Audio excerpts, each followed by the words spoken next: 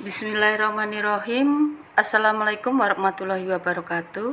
Bapak Ibu guru yang hebat, di video kali ini saya akan sajikan cara menentukan kriteria ketuntasan di kurikulum Merdeka. Video ini merupakan kegiatan pendampingan pengawas pembina di Sekolah Binaan SMA Negeri 3 yang melaksanakan IHT kurikulum Merdeka dengan narasumber Bapak Asep.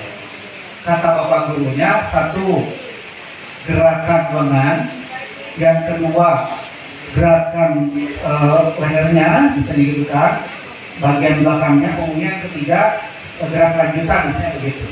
Nah, dari tiga ini tentukan oleh bapak dan ibu berapa yang harus minimalnya, apakah tiga-tiganya atau cuma dua indikatornya atau cuma satu. Siapa yang lebih tahu? Guru. Bapak ibu guru. Yang ngajar sekolah siapa? Guru. Yang tahu kondisi bapak ibu guru. Oke. Jadi untuk mengetahui tuntas atau tidaknya seorang siswa, pendidik perlu menetapkan kriteria masing-masing ya. Dari mana caranya, bagaimana caranya membuat kriteria itu? Kriteria itu dibuat ketika Bapak dan Ibu menyusun asesmen. Dari asesmen itu kan muncul nanti indikator asesmen. Contoh, peserta didik dapat mempraktikkan rangkaian gerak senam lantai. Menyusun indikator itu Indikator assessment menggunakan deskripsi. Tidak disarankan menggunakan angka mutlak. Disarankan menggunakan deskripsi, tidak disarankan menggunakan angka mutlak. Kalau memungkinkan, diperlukan, boleh saja menggunakan interval. Ya, oke. Seperti apa Pak? Ada tiga yang bisa dipilih oleh guru. Satu, gunakan deskripsi. Dua, gunakan rubrik. Yang ketiga, gunakan skala atau interval. Coba dilihat sini. Bagaimana caranya? Satu, gunakan deskripsi. Tujuan pembelajarannya, peserta didik mampu menulis laporan hasil pengamatan dan wawancara. Berarti apa yang harus dinilai oleh kita? Kemampuan siswa dalam menulis laporan hasil pengamatan dan wawancara. Jadi siswa nanti akan berapa aktivitas? Dua kan? Satu, mengamati. Dua, melakukan wawancara. Kedua, deskripsinya. Oke, ini misalnya laporan menunjukkan kemampuan penulisan teks eksplanasi dengan runtuh. Buat saja kriterianya tidak memadai atau memadai, atau iya tidak, gitu ya. Kemudian laporan menunjukkan hasil pengamatan yang jelas, tidak memadai, bisa begitu. Laporan menceritakan pengalaman, laporan menjelaskan hubungan kausalitas. Karena yang mau dinilai itu laporan siswa, ya. Nah, saya kemudian menentukan yang dianggap tuntas itu minimal 3. Asep melaksanakan asesmen, ternyata 2 memadai, 2 tidak memadai. Tuntaskah saya? Tidak. Begitu. Iya. Terus bagaimana caranya? Apa yang harus dilakukan oleh guru? Berikan penguatan atau lakukan intervensi. Apa yang dikuatkan?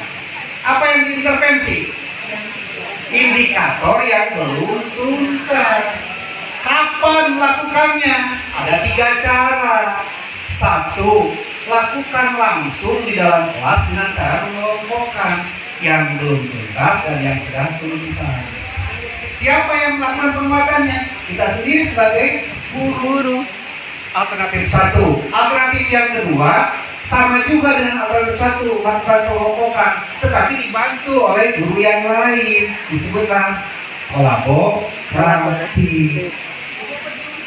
Oke? Atau yang ketiga apa? Lakukan penguatan.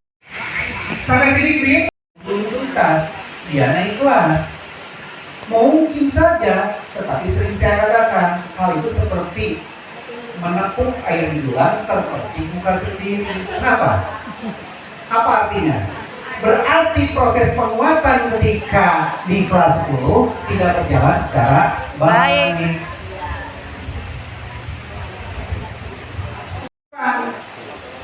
Maka si guru kelas 10 tersebut ngobrol dengan guru kelas 11.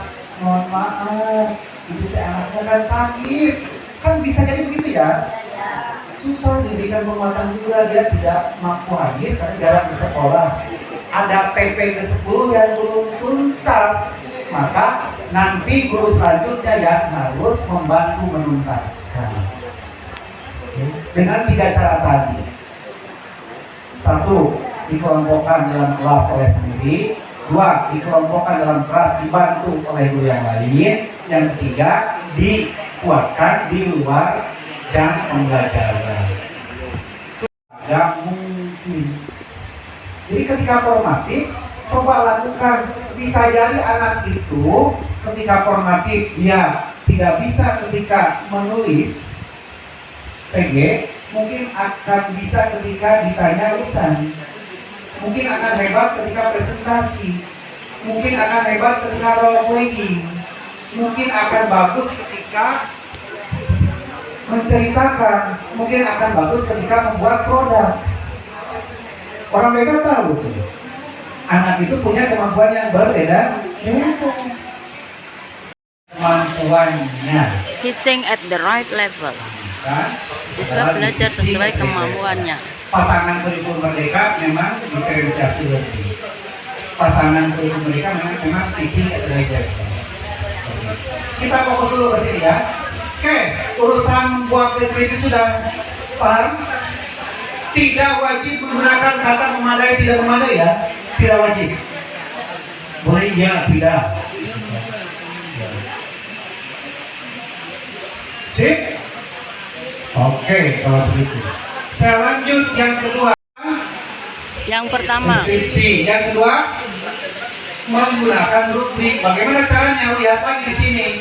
Peserta didik mampu menulis laporan hasil pengamatan dan wawancara. Yang saya buat indikatornya 2. 1 isi laporan, yang kedua penulisan, misalnya begitu. Tapi dibuat rubriknya oleh saya seperti ini. Isi laporan, baru berkembang layak cara main, atau bisa tadi menggunakan kata berkembang, mulai berkembang seharapan sangat berkembang boleh.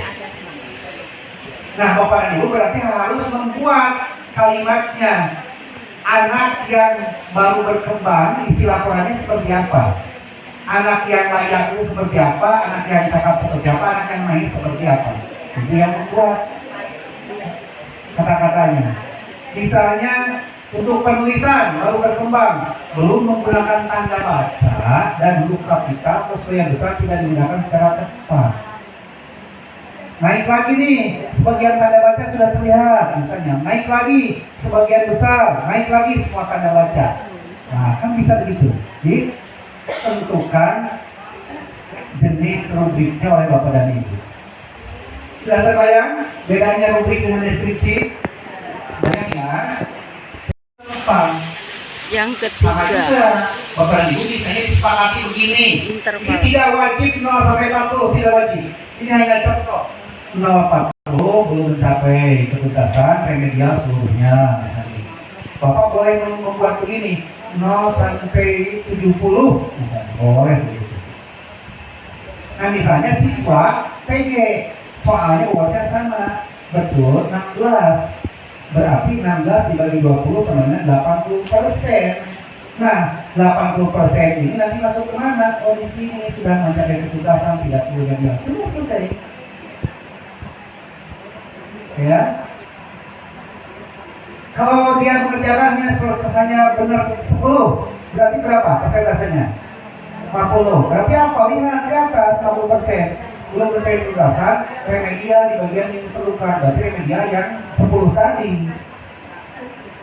Caranya melalui apa? Penguatannya melalui berapa cara tadi? 3, 1 di dalam kelas, lakukan kelompokan. Yang kedua, dalam kelas lakukan kelompokan dibantu oleh guru yang lain. Yang ketiga, keluar kelas. Sederhana kan?